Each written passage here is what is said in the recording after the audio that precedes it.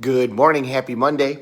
So we worked on a documentary this weekend. There are times in my cases, especially wrongful death cases where the person is killed, and you can tell I took a shower and then didn't put any product in my hair. Person is killed, we do a documentary, and so we worked on a documentary of an individual this weekend. Amazing guy, amazing family, and we talked once about people that have near-death experiences and how that focuses them many times, and it shows them how precious every day is, and so they live a much more intentioned life. For this person, I think it was the death of a child. He and his wife lost a child early in their marriage, and that gave him purpose and focus, and he became a pastor, and he was very dedicated to his congregation. But beyond that, he became dedicated to different areas of society that aren't necessarily, dedicated to by many people. And the impact that this guy had on people's lives as we started talking to people was extraordinary. I mean, he obviously wasn't just there as a pastor, he was there as a person, and he truly was present and cared about everybody that he talked to and made their lives better. And his life was cut short, which is tragic, but the impact that he had was amazing. And I think if he had the opportunity to give one more sermon, he would tell us that this early tragedy in his life is what really focused his life, because as we did this documentary, you could tell that once that happened, that's where all of a sudden he realized his purpose and the true him came out.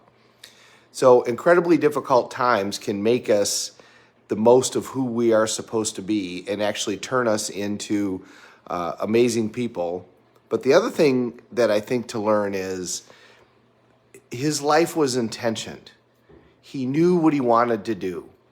He knew what he wanted to be, that he wanted to have an impact on people's lives in a positive way, for him in a religious way, but more so that he wanted to help people. He wanted to help their pain and their suffering and to help guide them. And he also wanted to be a very dedicated husband and father, and he was all of those things. And you can tell that he woke up every day thinking to himself, how am I going to do my mission in life? Where am I going to go today and help somebody who needs help? What am I going to do today in order to be a better husband? What am I going to do today in order to be a better father? His life was not focused on himself. His life was focused on his mission, and that mission became focused when he suffered a huge tragedy.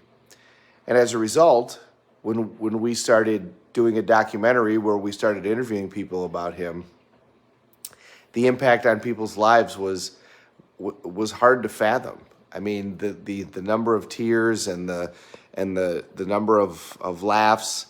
The documentary, quite frankly, made itself just because of the man that we were talking about. So as we start our Monday, our worst times many times can turn out to be our best times because they teach us the most lessons. But we need to live an intentioned life. What is it that we want? What is it that we want to accomplish? Who do we want to be? The power of that identity cannot be underestimated. We talk about little things become big things. Little things become your identity. Sow a thought, reap an act. Sow an act, reap a habit. Sow a habit, reap a character. Sow a character, reap a destiny.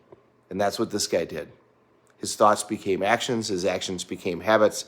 His habits became his character, and that became his destiny. And even though he was cut short, his impact cannot be measured.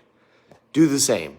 Whatever it is that you want to be, the little things become the big things. And wherever you focus your constant thoughts, that's where all of your power is going to go. Where focus goes, energy flows. You've heard us talk about that 100 times. Well, wherever you constantly think about, this is what I'm going to do and this is what I'm going to be, that's the reality that will end up in your life. Have a great day, everybody. Have a great week.